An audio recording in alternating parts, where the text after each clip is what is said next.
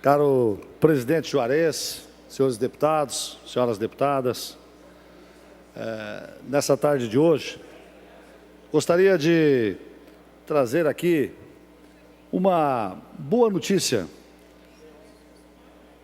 para todo o sistema de saúde filantrópico de Santa Catarina e do Brasil, que foi o lançamento no dia de hoje em Brasília do projeto ProSUS, que era uma reivindicação, deputado Altair Silva, da Frente Parlamentar da Saúde desta Assembleia, juntamente com a Federação dos Hospitais de Santa Catarina, para resolver a questão do endividamento dos hospitais de Santa Catarina, principalmente hospitais que não são públicos, que ao longo dos anos, em função do não reajuste da tabela SUS, acabou criando um passivo, principalmente nos encargos sociais de INSS, de fundo de garantia, que hoje impede esses hospitais de acessarem convênios públicos, verbas públicas, porque não possuem mais adimplência junto ao fundo de garantia e junto ao INSS.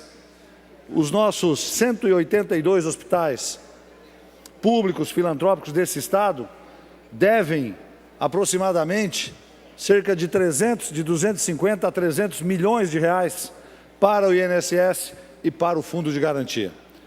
O governo do estado já havia criado um projeto para refinanciar essa dívida, mas agora o Ministério da Saúde lança no dia de hoje, a pedido do Movimento Nacional, um programa que vai financiar por cerca de 15 anos esse débito dos hospitais e dar novamente aos hospitais de Santa Catarina condição de adimplência para poder, com isso, acessar convênios com entidades públicas, sejam elas prefeituras, governo estadual ou governo federal. Por isso, é uma notícia a ser comemorada. De toda a crise que vive o Brasil nos seus hospitais, começa agora o governo federal, já um pouco tarde, a se sensibilizar com essa questão. Por isso, enquanto presidente da Frente Parlamentar em Defesa da Saúde catarinense, eu quero aqui fazer esse registro, cumprimentar a Federação dos Hospitais de Santa Catarina, a Associação dos Pequenos Hospitais do nosso estado, por esta conquista, que vai, sem dúvida nenhuma, dar um certo fôlego para essas instituições.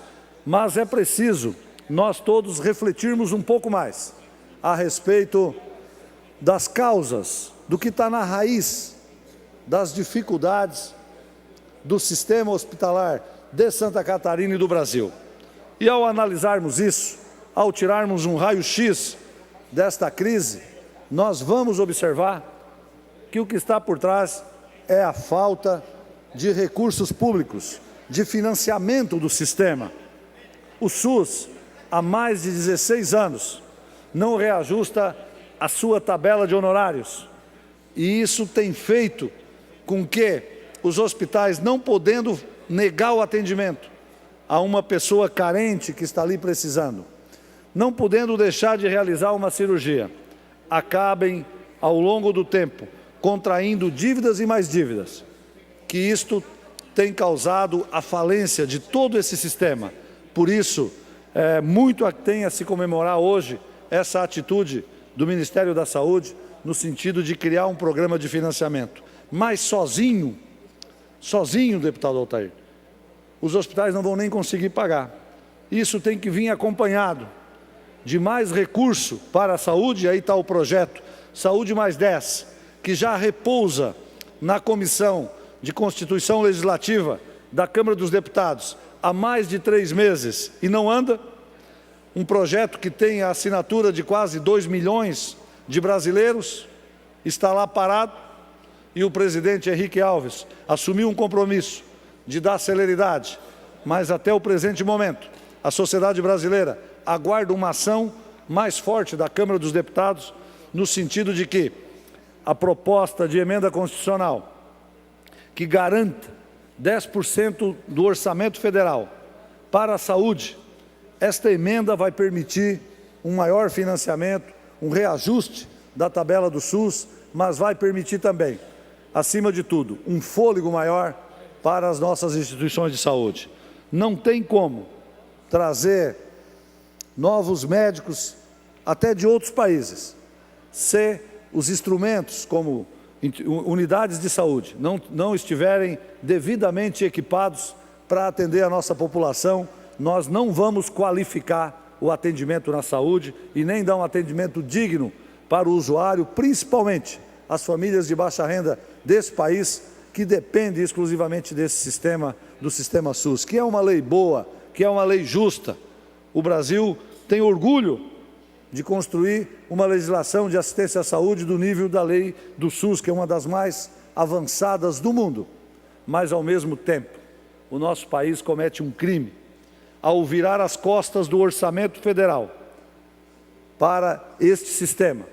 E hoje se vê obrigado, o próprio governo federal, a criar novos mecanismos de transferência de recursos para os hospitais, porque o sistema não encontra recurso suficiente para reajustar a tabela. Se pagar dignamente cada atendimento, pode ter certeza que com os hospitais que nós já temos hoje, com os profissionais que nós já temos no Brasil, nós vamos ter sim condições de atender toda a nossa população. Só Santa Catarina possui cerca de 220 hospitais. 180 deles são filantrópicos, comunitários, religiosos ou particulares. Essa rede, junto com os laboratórios, prestadores de serviço, na verdade hoje, para cada R$100 de atendimento que eles fazem, cerca de R$50 é prejuízo. Eles recebem apenas 50% do custo de determinado procedimento médico. Então, o que está faltando não é apenas gestão, até em alguns casos pode ser, mas na sua grande maioria, essas instituições estão fazendo milagres.